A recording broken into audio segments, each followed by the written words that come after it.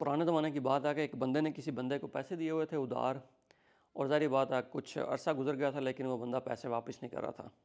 اور آپ کو یہ بھی پتا ہے کہ جب بندہ کوئی پیسے نہ واپس کرے تو ظاہری بات ہے آپ کو خود چل کے جانا پڑتا ہے، کیونکہ وہ آپ کا فون وغیرہ تو سنتا نہیں ہے۔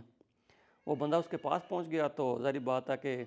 جس بندے نے پیسے دینے ہوتے ہیں وہ گولیاں شولیاں کرواتا ہے، وہ کوئی نہ کوئی کہانیاں سنانے شروع ہو جاتا ہے کہ یار ایسے ہو گیا تو ویسے ہو گیا۔ لیکن وہ تھا بڑا چلاک، اس نے کیا کیا کہ اس نے نا اس کی خاطر تواضع بڑی اچھی کی، ظاہری بات ہے کھانا شانا کھلایا، آؤ جی چودھری صاحب، یہ کھانا شانا کھلایا، بڑی خدمت کی۔ تو ظاہری بات ہے جب آپ کھانا کھا لیتے ہیں نا کسی جگہ پہ تو آپ کے سب کانشیس میں نا تھوڑی سی شرم آ جائے کہ یار اس نے ابھی مجھے کھانا کھلایا، اتنی پیار محبت کی ہے، اتنا مطلب میرا رسپیکٹ کی ہے، تو یار اب میں اسے کیا مانگوں۔ تو وہ بندے کے دل میں ہوتا ہے یار ٹھیک ہے چھوڑو۔ تو وہاں سے یہ بات مشہور ہوئی کہ جتنے کھکڑیاں کھا لیے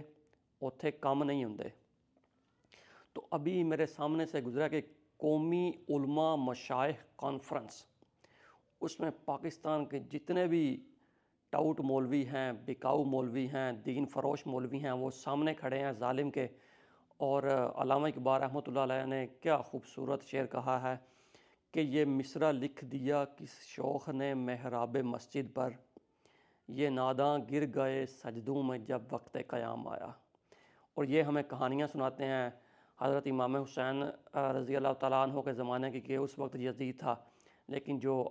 دور حاضر کا یزید ہے اس کے سامنے یہ سجدہ ریز ہو رہے ہیں۔